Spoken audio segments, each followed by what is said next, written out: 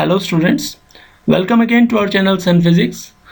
आज हम लेके आए हैं फिजिकल वर्ल्ड एंड मेजरमेंट का पार्ट 6। इससे पहले के 5 पार्ट्स में हमने जहां तक कवर किया था, इस पार्ट में हम उससे आगे कवर करने वाले हैं। इससे पहले वाली वीडियो में हमने डिस्टेंस मेजर करने के 2 मेथड की बात की थी, डायरेक्ट और इनडायरेक्ट। डायरेक्ट को हमने डिटेल में लास्ट वीडियो में एक्सप्लेन किया था। अगर आपने वो नहीं देखा है तो इस के डिस्क्रिप्शन बॉक्स में लिंक है, वो आप उसमें से देख सकते हैं।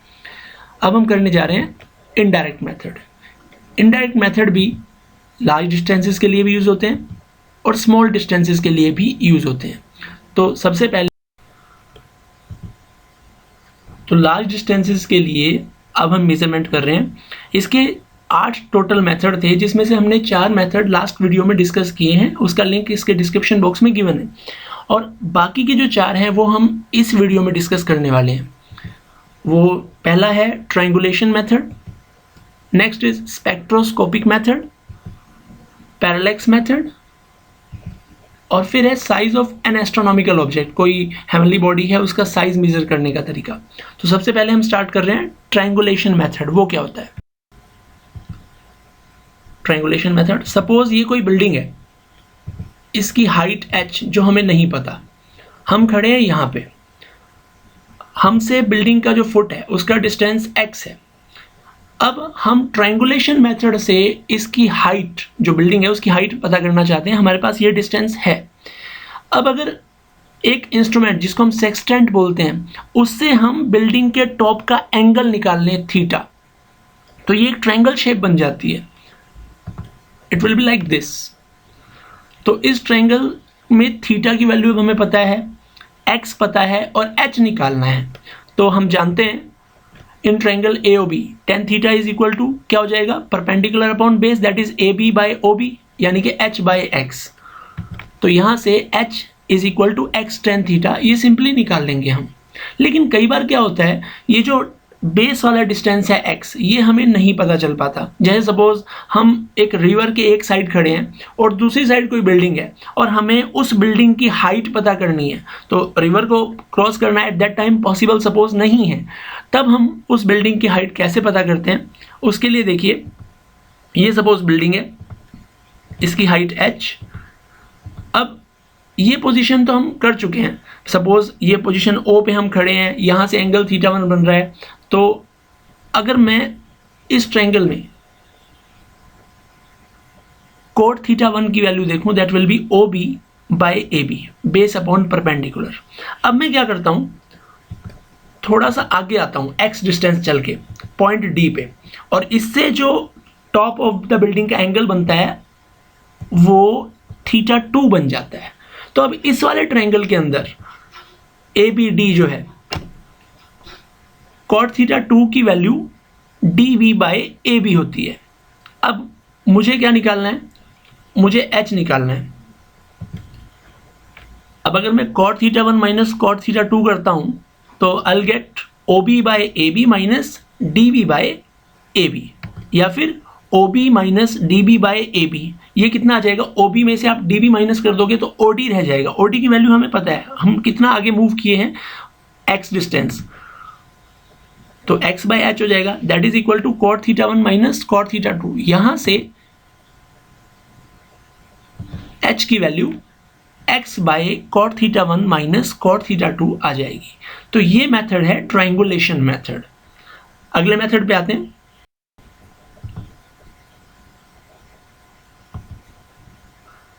पैरेलैक्स। पैरेलैक्स क्या होता है, जैसे सपोज ये कोई आदमी है और किसी पेन को ये एक आंख बंद करके देखता है, तो ये पोजीशन नजर आती है। अब वो क्या करता है, अब वो पहले वाली आंख खोलता है और दूसरी आंख बंद करता है, ये पोजीशन, तो इसको पेन की ये पोजीशन नजर आती है। अब देखिए, पहले वाली और अब वाली पोजीशन में थोड़ा सा डिफरेंस है, जिसे हम पैरेलैक्स का नाम देते हैं। पैरेलैक्स, इसका मतलब जब आप अपनी एक आंख बंद करते हैं, किसी ऑब्जेक्ट को देखते हैं, आपको कोई पोजीशन नजर आती है, वो आंख खोलते हैं, दूसरी आंख बंद करते हैं, उसी चीज को देखते हैं, तो उसकी थोड़ी डिफरेंट पोजीशन नजर आती है। ये जो दो पोजीशंस हैं, इनमें जितना डिफरेंस होता है that is known as parallax. तो अगला जो हमारा मेथड है दैट इज पैरेलैक्स मेथड। लेकिन उससे पहले हम पैरेलैक्स को थोड़ा सा एक बार और डिस्कस करेंगे, क्योंकि कई बार स्टूडेंट्स के माइंड में इसको लेके थोड़ा कंफ्यूजन होता है। ये पैरेलैक्स होता क्यों है, क्यों हमें दो आंखों से जब हम अलग अलग देखते हैं तो ऑब्जेक्ट की पोजीशन थोड़ी शिफ्टेड नजर आती है? उसका रीजन है, ये देखिए, ये हमारी आंखें हैं, ये कोई ऑब्जेक्ट है, आंखों के बीच में थोड़ा गैप होता है। अब अगर मैं इस वाली आंख से ये बंद कर देता हूँ, दूसरी आंख से इसको देखता हूँ, तो इसकी पोजीशन मुझे यहां नजर आती है। अब मैं क्या करता हूं, ये आंख खोलता हूं, दूसरी बंद कर देता हूं, ये पोजीशन मुझे ये नजर आती है, तो दोनों के बीच में गैप आ गया। अब अगर मैं ये ऑब्जेक्ट थोड़ा सा दूर लेता हूं यहां पे, तब इसकी पोजीशन सेम कंडीशन करके मुझे ये नजर आएगी। अब दूसरी आंख बंद करके ये नजर आएगी। अब जो गैप है वो कम हुआ है। इसका मतलब अगर ऑब्जेक्ट हमारी आंखों से थोड़ा दूर होता है तो जो पैरेलैक्स है वो कम होता है। ये जो पैरेलैक्स मेथड है, इससे हम डिस्टेंस कैसे मेजर करते हैं? देखिए, सपोज ये सन है, इसकी पोजीशन हम एस ले लेते हैं। ये कोई हेवनली बॉडी या कोई प्लैनेट लगा लो, कोई स्टार लगा लो, उसकी पोजीशन एन ले लेते हैं। ये डिस्टेंस परपेंडिकुलर एस एन हो जाता है। अब ये सपोज अर्थ की पोजीशन है ए। अब ये पोजीशन से जो लाइन ड्रॉ होती है और जो सन से उस प्लैनेट पे लाइन ड्रॉ हो रही है, उन दोनों के बीच में एंगल बनता है सपोज θ1। ठीक है। अब 6 महीने बाद जो अर्थ है वो सन का आधा चक्कर कंप्लीट करके इस पोजीशन बी पे आ जाती है। अब सपोज इससे उस प्लैनेट को मिलाने वाली लाइन और सन से प्लैनेट को मिलाने वाली लाइन के बीच में एंगल बन जाता है θ2। ए से लेके बी तक का डिस्टेंस 2 एस्ट्रोनॉमिकल यूनिट के बराबर होगा, क्योंकि ये एक तरह से सन से अर्थ के डिस्टेंस का डबल है। तो हमें पता है angle is equal to arc upon radius. अब जब बड़े डिस्टेंसेस होंगे तो ये जो ए बी है it will behave as arc, और जो ए एन डिस्टेंस है that will behave as radius of a circle. तो यहाँ से ए एन की वैल्यू आ जाएगी ए बी बाय θ1 प्लस θ2। और जैसा कि मैंने आपको अभी बताया कि ए बी की वैल्यू किसके बराबर होगी? 2as के, ए से लेके एस तक का डिस्टेंस, अर्थ से लेके सन तक, वो एस्ट्रोनॉमिकल यूनिट के बराबर होता है। तो it will be 2 astronomical unit. इसकी वैल्यू हम ऊपर रख देते हैं।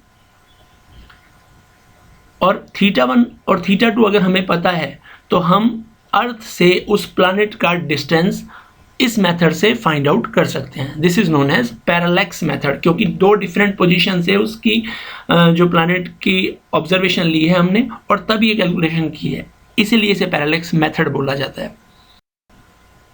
अब स्पेक्ट्रोस्कोपिक मेथड, ये बहुत सिंपल है।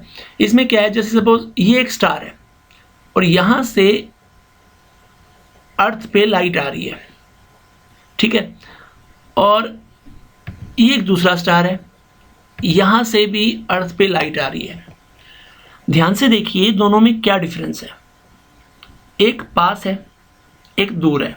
पास होने की वजह से जो पहले वाले स्टार की लाइट है वो ज़्यादा ब्राइट है, उसकी इंटेंसिटी ज़्यादा है, और जो दूर है उसकी इंटेंसिटी कम है, क्योंकि जो intensity of the light coming from a star depends on the distance of this star from earth. Distance ज़्यादा होगा, इंटेंसिटी कम होगी, यानी कि intensity is proportional to 1/r square या फिर inversely proportional to r square. Distance ज़्यादा, intensity कम। तो अगर कोई 2 स्टार्स हैं, उनकी इंटेंसिटीज I1 I2 हैं और अर्थ से उनके डिस्टेंसेस R1 R2 हैं, तो ये रिलेशन होल्ड करेगा I1 by I2 is equal to R2 square by R1 square. इससे आप कुछ न्यूमेरिकल्स कर सकते हैं। Next, size of an astronomical object. कोई एस्ट्रोनॉमिकल ऑब्जेक्ट है, उसका साइज कैसे मेजर करते हैं? ये सपोज अर्थ है और हम ये एक एस्ट्रोनॉमिकल ऑब्जेक्ट है, सपोज मून लगा लो, इसका साइज यानी कि इसका डायमीटर पता करना चाहते हैं, ये है डायमीटर ए बी। तो उसके लिए हम क्या करेंगे, अर्थ के किसी ऑब्जर्वेशन पॉइंट से ए पे और बी पे लाइन ड्रॉ करेंगे, और ये डिस्टेंस सपोज एस है, तो ये भी एस ही होगा। सपोज ये दोनों जो लाइंस हैं जो इस अर्थ के पॉइंट से ए को मिला रही है और बी को मिला रही है, इन दोनों के बीच में एंगल थीटा बन जाता है।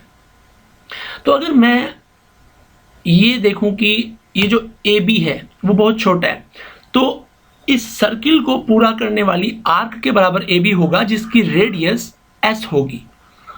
तो let S be the average distance of moon from earth as S is very large, so A B is equal to length of the arc of radius S is equal to S theta. तो इस तरह से हम इस distance को निकाल सकते हैं। ये जो आपका डायमीटर होगा वो A B is equal to S theta हो जाएगा।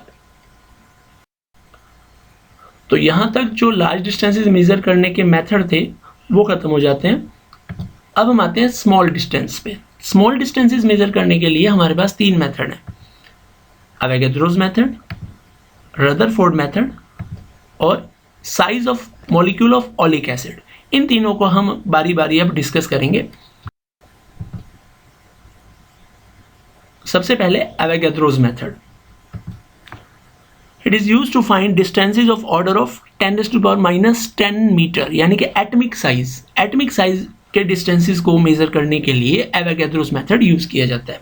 अब इसमें हम करते क्या हैं, according to Avogadro's hypothesis, volume of all atom in any mass of substance is 2/3 of the volume occupied by that mass of the substance। यानी कि अगर हम सब्सटेंस का मास ले लें और उसका जो वॉल्यूम ऑक्यूपाइड है वो देखें, तो उसका 2/3 होता है एटम्स का वॉल्यूम, यानी कि एटम्स जो है वो टोटल वॉल्यूम का 2/3 ऑक्यूपाई करते हैं। ये अकॉर्डिंग टू एवोगाद्रो हाइपोथेसिस है। Let m is the mass of substance, v volume occupied by the substance, total substance, not the atoms, rho density of the substance। तो हमें पता है डेंसिटी होती है मास अपॉन वॉल्यूम, तो volume हो जाएगा mass upon density, m upon rho. अब let m be the atomic weight of the substance and n be the Avogadro number, यानी कि कोई जो एटमिक सब्सटेंस हमने लिया है उसका एटमिक वेट m है और कैपिटल N एवोगाद्रो नंबर है। Then number of atoms in the mass m of the substance कितना हो जाएगा, यूनिट मास में n बाय कैपिटल M और स्मॉल m मास में स्मॉल m से मल्टीप्लाई कर दो तो आ जाएगा n m by capital M।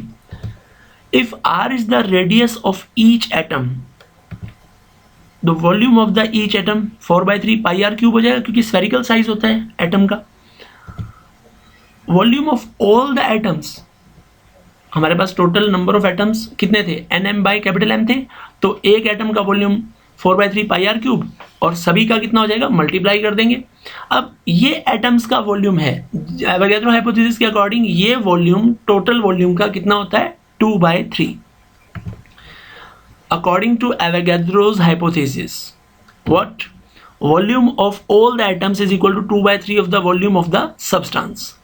तो एटम्स का वॉल्यूम लेफ्ट साइड में रख देते हैं, 4/3 pi are cube nm by capital M is equal to 2/3 v, और v की वैल्यू m बाई रो रखी थी हमने।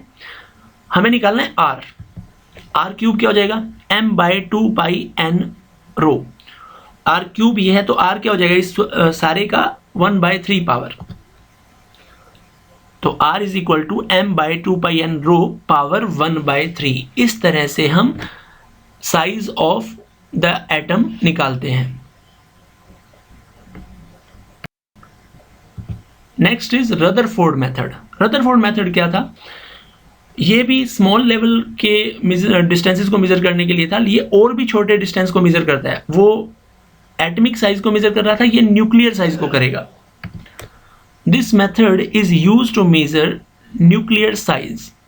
कितना होता है वो, 10⁻⁻14 से लेके 10⁻⁻15 मीटर तक हो सकता है।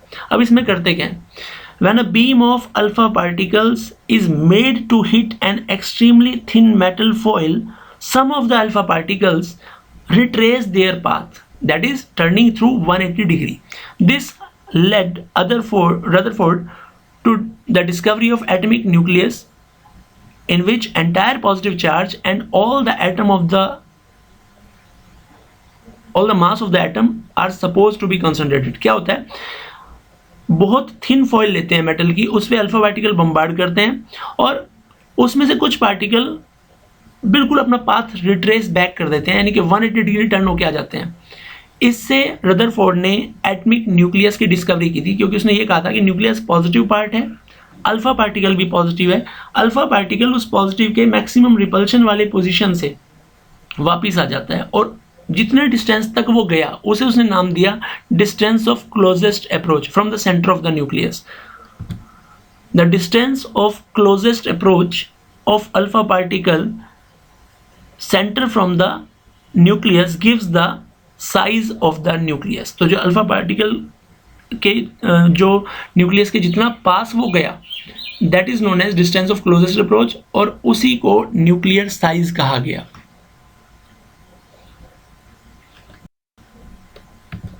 Next, size of molecule of oleic acid. इस पार्ट का ये लास्ट सब पार्ट है. Oleic acid, that is C12H32COOH, is a soapy liquid with large molecular size, लगभग 10⁻⁹ metre. To measure this size, we use the following steps. क्या क्या steps हैं oleic acid के molecule का size measure करने के लिए? सबसे पहले हम क्या करते हैं, take 1 cc of oleic acid in a test tube. ये आपके पास ओलिक एसिड गिवन है, इसमें से 1 cc हम, वैसे तो ओलिक एसिड कलरलेस होता है, पर आपको समझाने के लिए इसमें हमने कलर लिया है ताकि आपको कोई कंफ्यूजन ना रहे. अब हम क्या कर रहे हैं, इस ओलिक एसिड के बीकर में से 1 cc ओलिक एसिड इस टेस्ट ट्यूब में डालते हैं.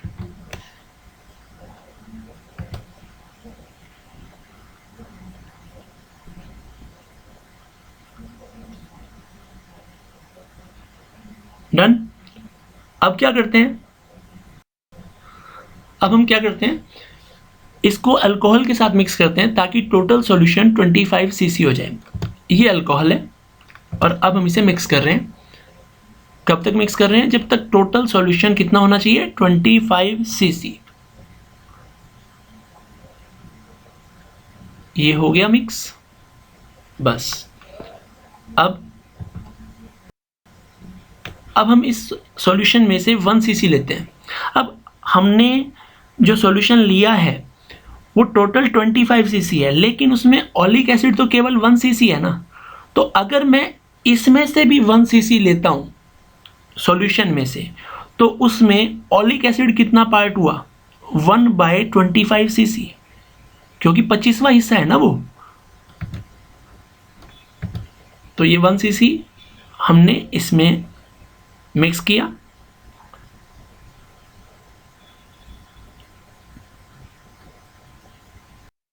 और फिर अब क्या करेंगे, फिर दोबारा से इसमें अल्कोहल मिलाएंगे, टोटल सॉल्यूशन हो जाएगा 20 cc. अब इसमें ऑलरेडी 1/25 cc पार्ट जो था वो ओलिक एसिड था, अब इसका भी 1/20 पार्ट ही ओलिक एसिड होगा. टोटल जो ओलिक एसिड की कंसंट्रेशन हो जाएगी वो 1/500 cc हो जाएगी, यानी कि 500 हिस्सों में से सॉल्यूशन के केवल एक हिस्सा ओलिक एसिड बचेगा. तो फिर से मिलाते हैं इसको. इस बार हम 20 cc सॉल्यूशन बना रहे हैं.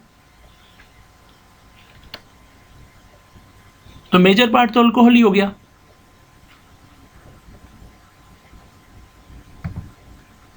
अब हम एक कंटेनर के अंदर वाटर डालते हैं.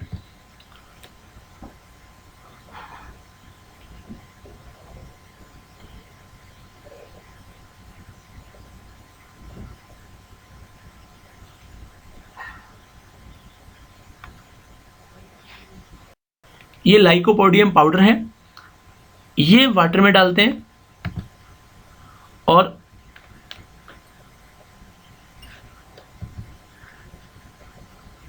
ये वाटर पे फैल जाता है. सारे में।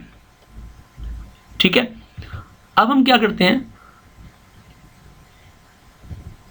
वो जो हमारे पास सॉल्यूशन था उसकी कुछ ड्रॉप्स इसमें डालते हैं। सपोज हम इसमें n ड्रॉप्स डाल रहे हैं, उसकी उस सॉल्यूशन की n ड्रॉप्स डालते हैं, तो हम देखते हैं कि जो लाइकोपोडियम पाउडर है वो साइड में होना शुरू हो जाता है और बीच में एक सर्कुलर लेयर बन जाती है। जितने ड्रॉप्स डालोगे ये लेयर का एरिया उतना ज़्यादा हो जाता है। अब ध्यान से सुनिए, ये जो लेयर का एरिया है और इस लेयर की थिकनेस है वो इसका वॉल्यूम होगी। तो वॉल्यूम हो जाएगा एरिया इनटू थिकनेस, और वो वॉल्यूम किसका है, वो n ड्रॉप्स का वॉल्यूम है। अब अगर एक ड्रॉप का वॉल्यूम v हो तो n ड्रॉप का वॉल्यूम nv हो जाएगा, और उसमें से ऑलिक एसिड कितना होगा, उसका 1/500 part. Volume of n drop of solution is nv, और volume of oleic acid in this solution वो उसका 1/500 पार्ट हो जाएगा। Volume of oleic acid in the formed layer, जैसे मैंने बताया उसका एरिया a है, थिकनेस t है, तो वॉल्यूम कितना हो जाएगा a इंटू टी। ये दोनों वॉल्यूम को हम इक्वल रख देते हैं, AT is equal to NV/500, तो T इज इक्वल टू आ गया NV/500 इंटू A। ये जो T है ये थिकनेस ऑफ द लेयर है, और वो लेयर हम ये मानते हैं कि वो सिंगल मॉलिक्यूल की बनी लेयर है। तो सिंगल मॉलिक्यूल की लेयर का मतलब ये हुआ कि उसकी जो थिकनेस होगी वो मॉलिक्यूल का डायमीटर हो जाएगी, और वो मॉलिक्यूल किसका है, ऑलिक एसिड का। तो इस तरह से हम ऑलिक एसिड के मॉलिक्यूल की डायमीटर फाइंड कर लेते हैं, यानी कि साइज ऑफ ऑलिक एसिड पता कर लेते हैं।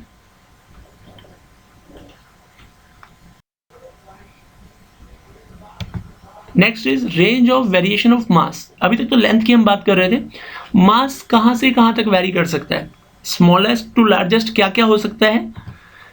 मास ऑब्जेक्ट्स में very from tiny mass of electron जो कि 10⁻³ kg होता है, to huge mass of known universe जो कि लगभग कितना होता है 10⁻55 kg होता है।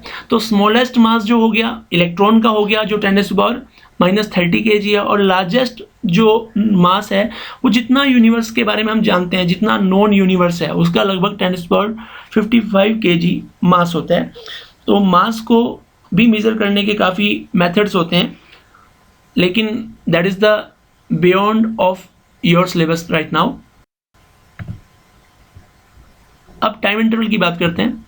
टाइम इंटरवल मेजर करने के लिए हमारे पास एक तो इलेक्ट्रिक ऑसिलेटर होते हैं। अब हमें ये पता है कि जो हमारी मेन घरों में सप्लाई आ रही है वो 50 हर्ट्ज पे आ रही है। अगर एक मोटर लें जिसके जो रोटेशन है वो उस AC साइकिल के सिंक्रोनस हो जाएं, तो उसके बेस पे जो बने टाइम स्केल्स हैं उनको इलेक्ट्रिक ऑसिलेटर कहते हैं। समझ में थोड़ा सा कम आ रहा होगा। बेसिकली ये समझ लीजिए कि इलेक्ट्रिक ऑसिलेटर इलेक्ट्रिक फ्रीक्वेंसी पे बेस्ड ऑसिलेटर हैं जो टाइम की जो कैलकुलेशन है वो 0.01 सेकंड तक भी कर देते हैं। ठीक है, नेक्स्ट इज इलेक्ट्रॉनिक ऑसिलेटर। इसमें इलेक्ट्रॉनिक डिवाइसेस यूज होते हैं सेम प्रोसेस करने के लिए। उसमें भी क्या होता है, वाइब्रेशंस होती हैं, उन वाइब्रेशन के हिसाब से टाइम नोट किया जाता है। अब क्योंकि वाइब्रेशन 1 सेकंड में बहुत ज़्यादा हो जाती हैं तो उनकी कैलकुलेशन के हिसाब से जो टाइम है वो बहुत थोड़े लेवल पे भी मेज़र किया जा सकता है। 0.01 0.001 सेकंड तक का टाइम भी इससे हम मेज़र कर सकते हैं। Next is solar clock. वो revolution of earth around the sun पे बेस्ड क्लॉक होती है जो कि टाइम बताती है। Next is quartz crystal clock. Quartz एक तरह का क्रिस्टल होता है जो पीजो इलेक्ट्रिक इफेक्ट शो करता है। What is that piezo electric effect? दो पॉजिटिव और नेगेटिव इलेक्ट्रिक प्लेट्स के बीच में अगर हम इस तरह का क्रिस्टल डाल दें जिसका नाम है पीजो इलेक्ट्रिक क्रिस्टल, तो इलेक्ट्रिक फील्ड की वजह से उसमें एक प्रेशर क्रिएट होता है जिसकी वजह से वो वाइब्रेट होता है।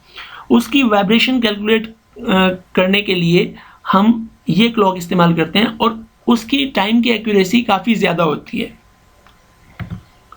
Next is atomic clock. Caesium atom की रेडिएशन पे बेस्ड ये क्लॉक होती है और this is the most accurate clock till date. जब भी हमें कोई रियल टाइम एग्जीक्यूशंस करनी होती हैं, रियल टाइम एक्सपेरिमेंट्स करने होते हैं, जैसे सपोज रॉकेट को हमें यहाँ से लॉन्च करना है या कोई सैटेलाइट लॉन्च करनी है, तो उसके लिए हमें रियल टाइम कैलकुलेशंस चाहिए होती हैं, यानी कि एक माइक्रो सेकंड की भी गलती नहीं होनी चाहिए। तो उसके लिए बहुत ज़्यादा एक्यूरेट क्लॉक की ज़रूरत होती है, जो कि एटॉमिक क्लॉक होती है। इसे सीजियम क्लॉक भी बोलते हैं। Next, elementary particle decay. कुछ पार्टिकल्स होते हैं जिन्हें रेडियो एक्टिव कहते हैं, वो डीके होते रहते हैं एक पर्टिकुलर टाइम के बाद। तो उसकी हेल्प से हम किसी स्टोन की, किसी ऑब्जेक्ट की, किसी बोन की लाइफ पता कर सकते हैं कि वो कितने साल पुरानी है। ये जनरली आर्कियोलॉजिस्ट यूज़ करते हैं। तो कार्बन 14 डेटिंग आपने सुना होगा। तो किसी भी सब्सटेंस के अंदर रेडियो एक्टिव कार्बन कितना बचा हुआ है, उसकी हेल्प से हम उसकी लाइफ पता कर सकते हैं। तो ये भी एक टाइम मेजर करने का मेथड है। अगेन, रेडियो एक्टिव डीके, ये भी इसी तरह, जैसे मैंने अभी बताया कि एलिमेंट्री पार्टिकल डीके और रेडियो एक्टिव डीके लगभग सिमिलर हैं। रेडियो एक्टिव डीके में केवल अल्फा, बीटा और गामा की बात होती है, जबकि एलिमेंट्री पार्टिकल डीके में और भी बहुत सारे पार्टिकल्स हैं जिनकी डीके से कैलकुलेशन होती है। एलिमेंट्री पार्टिकल डीके का जो कंसेप्ट है वो हम फोटोग्राफिक इमल्शन टेक्निक की हेल्प से यूज करते हैं। आई होप, बस आज के लिए इतना ही। आई होप आपको ये वीडियो अच्छी लगी होगी। जो कंसेप्ट आपके इसमें वो हैं जिनका मैंने जिक्र किया है पर डिस्क्रिप्शन पहले हो चुका है, एज आई टोल्ड यू, उनका लिंक हमने डिस्क्रिप्शन बॉक्स में डाल दिया है। आप उसको देखें और उसके बाद इसको देखेंगे तो आपको क्लैरिटी बेटर हो जाएगी। अगर आपको ये अच्छा लगा है तो please like, share and subscribe.